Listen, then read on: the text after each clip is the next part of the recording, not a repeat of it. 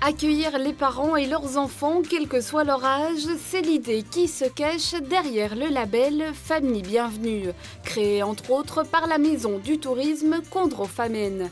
Il est octroyé aux opérateurs touristiques qui adhèrent à la démarche, celle de mettre tout en œuvre pour le confort et le plaisir des familles, comme ici dans ce gîte à Aversin.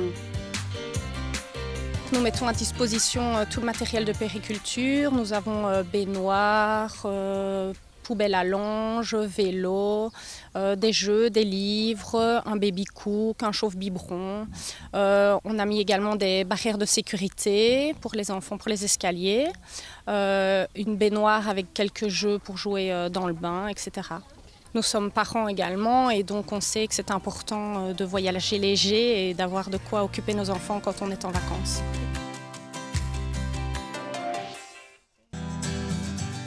La Maison du Tourisme Condro-Famenne travaille depuis plusieurs années à l'accueil des familles et veille également à leur proposer des activités. Mes aventures d'enchanteurs sont des balades-jeux à destination des enfants. Nous avons été à la Maison du Tourisme de Ciney chercher le petit sac sur le jeu. Et ce jeu comporte pas mal d'outils assez sympathiques. Une petite baguette de fée, une petite boule, une boussole qui permet en fait d'accéder aux différents jeux parce qu'il faut certains outils pour réaliser les objectifs du jeu et qui n'est pas si évident. Donc c'est bien, ça nécessite un peu de réflexion, un peu de recherche. Donc c'est assez ludique. Il existe 6 aventures classées en fonction de l'âge des joueurs. Sport, perspicacité et amusement sont au rendez-vous.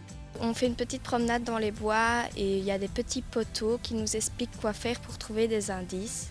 Et puis après, à la fin, on réunit tous les indices et on essaye d'ouvrir une porte qui nous donnera un petit trésor.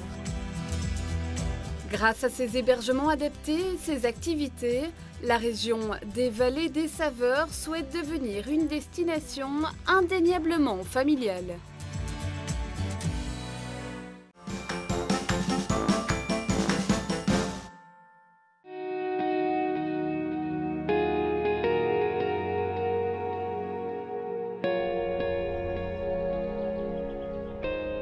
Situé à 20 km à peine de Namur, dans la région de la Basse-Sambre, le lac de Bambois est encore méconnu aux yeux de nombreux touristes.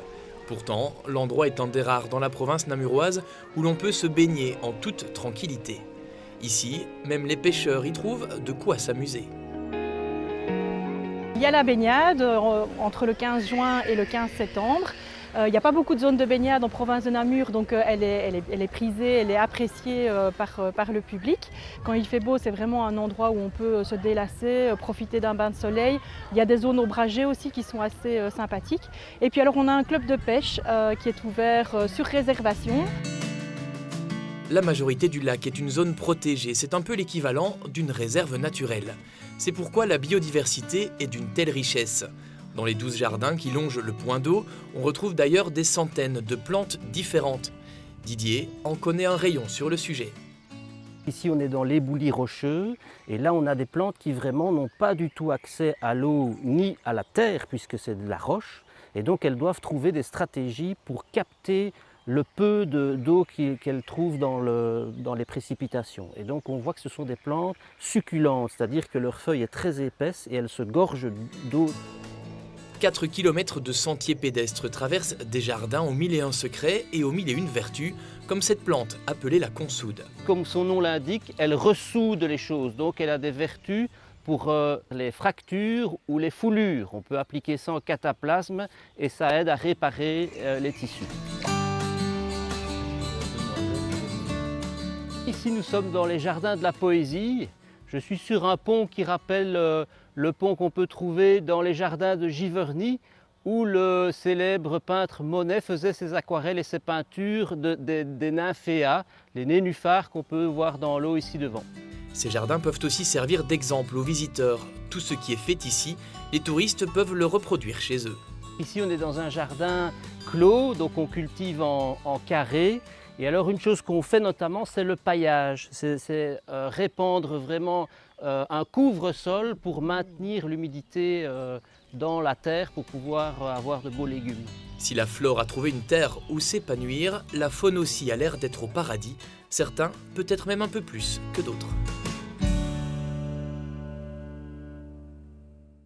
Et c'est ici que l'on se quitte. Bienvenue chez vous revient dimanche. C'est un petit nouveau qui prendra les rênes de l'émission puisque c'est Nicolas qui vous emmènera en balade. Passez un excellent week-end. Au revoir à tous.